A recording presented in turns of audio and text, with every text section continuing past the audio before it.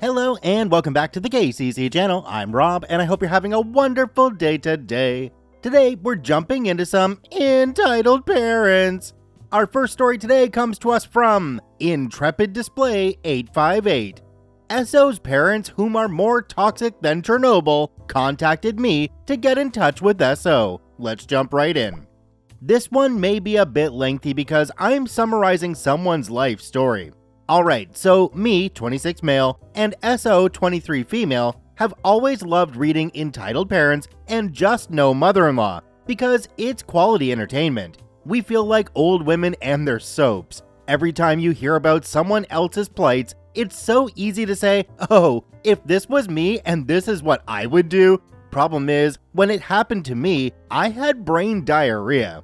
I met my SO Lilith about a year ago, and we were so happy and proud to be together. Each day that passes, we grow to love each other more and more. One of the big reasons we were drawn together is we both come from horrible childhoods in which our parents are the catalyst. So Lilith's parents are pretty wealthy. Now, I don't mean $1.5 million on Hallmark Channel wealthy, but like, they have to have a boat because their neighbors have one, and they would seem lesser if they didn't also have a boat type wealthy. They are also Catholic. Honestly, if I would have led with that, it would have been enough. Lilith was raised in Catholic private school. Her parents are also well educated, debatable, with BS's and above in sciences and mathematics. Lil also has a slightly older brother and slightly younger sister.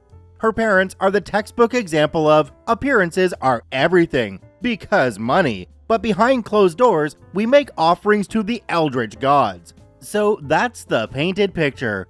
Lilith has been in therapy for a very long time, trying to get over the trauma her parents caused her. Her mother is a master manipulator who even brags about it and sees it as some superpower she wields. Her father is your standard middle-class white American who loves using racial slurs because it's funny, dehumanizes women, and calls it locker room talk, and all gays go to hell, of course. Truly a match made. Now, Lilith is completely blind. She began having eye problems in the 2nd grade with glaucoma, uveitis, cataracts, surgeries, you name it. Her parents would take her to doctors, but for some reason stopped one day, and her vision worsened. Lil went no contact with her parents after she began dating a trans man named William. At first, they kept their relationship secret, but later let her parents know. After flinging many expected insults at her, she moved to college to pursue a PhD in psychology with William. Her professors constantly told her to report to her parents, and even her school therapist outright said her parents are secretly demanding he share the results of her therapy, and he did. Her parents, as it turned out, somehow convinced all the staff to keep tabs on her to make sure her grades are perfect and she isn't dating anyone they don't approve of. They also were paying for her tuition and constantly threatened to take it all away unless she does exactly what they say. Her mind was their property. They actually appeared inside her dorm room to meet her to check up. She then came out to them as pansexual, where her dad screamed in her face stating, "I don't care, that's not a real thing." She dropped out to remove that hold over her.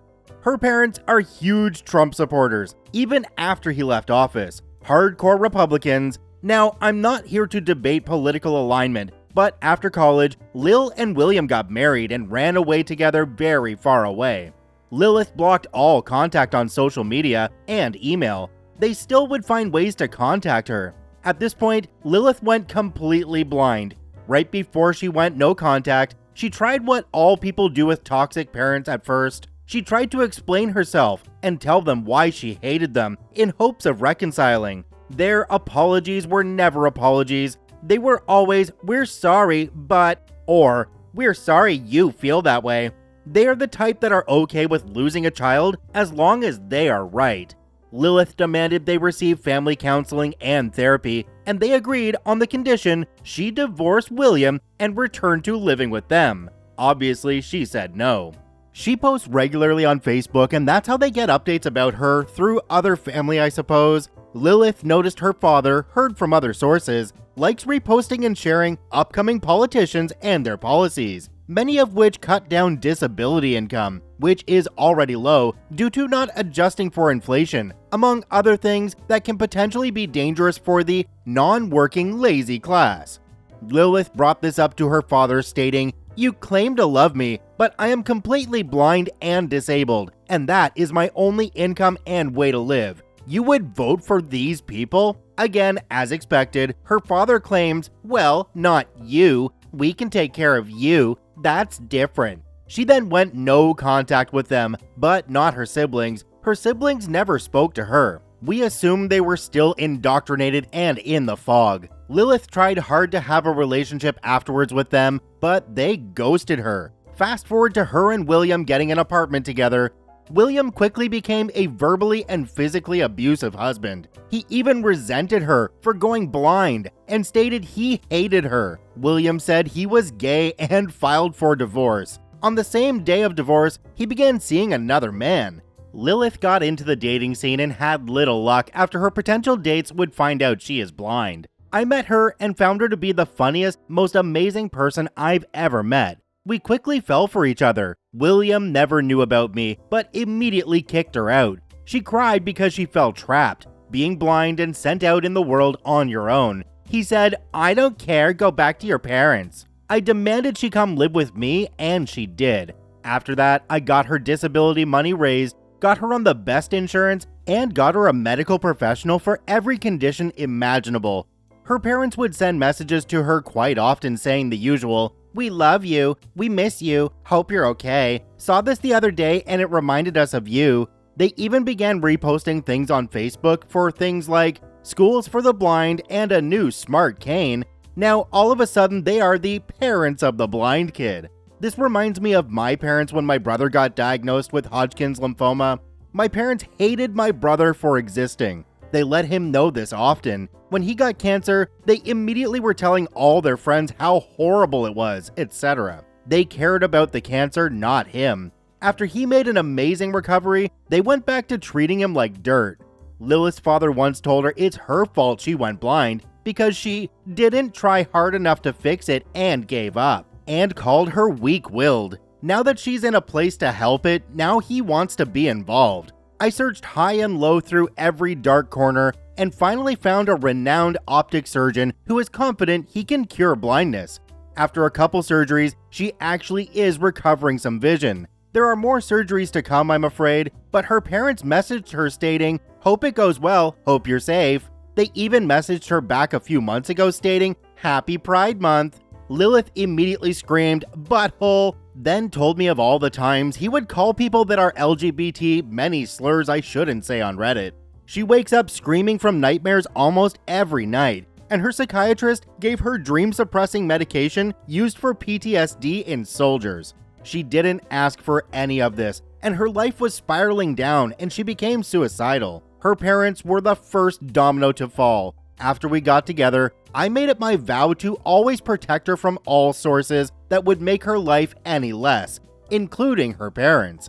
Not even the second coming of Christ will get between us. He can wait at the door until I'm finished making her breakfast. I can go on forever listing their atrocities, but let's get on to why I'm here. Today, her parents messaged me. I have a very public profile due to my career as an actor. I posted pictures of her journey recovering her sight. I received 2 messages from each parent stating who they are and to tell her they hope she's alright. I immediately laughed and thought, wow, I'm gonna have fun with this. I thought I'd reply something immature like, pee pee poo poo, or aren't you that insecure guy who had to get a boat? Or, yeah, well, you're bald. Because humor is very important to me and Lil, and it made her laugh heavily. I thought maybe it would make her feel better. Later, however, I flew into a rage and wanted to reply in a way that expressed my anger. Basically how dare you use me as a pawn in your game of manipulative chess, you vile man and viperous. After all you've done to her, you dare plead to me? What you have done to her is worse than blindness, because she may recover from that, but she may never recover from you. After calming down the next day, I thought maybe I should send them a whole book. I can write about exactly why they are never going to see her, and why they are such terrible people to her. I maybe should also simply not respond at all, and it will die there. Maybe I'm projecting because I never got to get my parents to understand. My parents are from the deep south and are extremely illiterate. When I use big words, they get intimidated. They never understood what I was saying at any time. So, what should I do? Yes, OP, the best advice here has been told to you over and over again in the comments. Ignore, ignore, ignore, ignore. Block and ignore. Do not respond, they are not worth it. There is nothing you can say that will make them go, oh, we're the buttholes, sorry. There's another saying down in the comments that I've never heard before, but it absolutely fits. It says, never wrestle with a pig. You just get dirty and the pig enjoys it. Do me a quick favor, have a look down below the video. If that subscribe button's still red, it means you're not actually subscribed to the KCC channel. Please hit that subscribe button for more daily Reddit stories.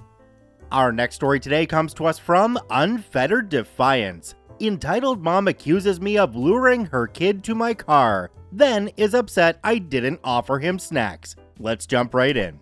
So it's the first week of school and my nephew Andy and his friend Falcon are attending the same school again. This, however, is a new school, not the last one.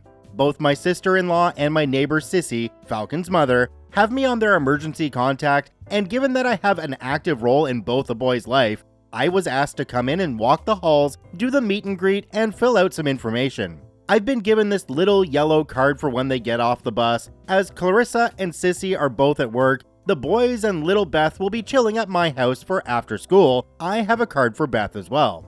All things are good and everyone's happy. Later, I'm waiting at the bus stop in my 2000 Civic, which is immediately a ricer. I have a kid on it that kind of makes it look like a Skyline. I'm driving it a lot right now because I've agreed to give it up to my niece for her 16th, and I want more time with my first car after putting almost 10 years of work into it. Things start when I hear a lady, we'll call her Karen, not because she's a Karen, but because I know that's her name, talking crap about my car. She's over there standing outside her Ford Focus, looking like the mean bee she always is. I know Karen well enough. Her son, who I will call Dennis, like the Menace, was once Falcon's friend, and would be at my house with Andy and Falcon, and their other friend Puck. Puck is not his name, but I call him that, and it's a nickname that sticks. He looks like the character from Gargoyles when I was little boy with long platinum blonde hair and elven features. He likes the nickname. His parents get the joke, but he is a timid, effeminate little boy. So a little backstory on why I'm bringing this up. Puck, Dennis, Andy, and Falcon were over at my house a lot. Puck would come by all the time to get Otter Pops or fruit snacks or muffins randomly, even when Andy wasn't around. He's a good kid. They would play with him all the time. Then one day, he stopped coming over when Andy and Falcon were over, but would still stop by randomly. So I had noticed Dennis being a brat to Puck, and I had a couple of times stopped Andy and Falcon from being mean or saying mean things to the kid. They never mistreated this kid before Dennis started hanging out with them. Turns out Karen, Dennis's mom, is like hardcore this Westboro Baptist-style Christian and thinks little Puck is gay and didn't want Dennis hanging around him. She even came to my house and talked to me, saying she didn't want Puck there when Dennis was there, which I kindly told her to go Puck herself. You don't dictate what happens in my home. She hit me up with the, you're not even the kid's father kind of crap. Falcon's dad was still alive at this point, so I asked him to go tell her to Puck herself. Sissy don't like her anyway.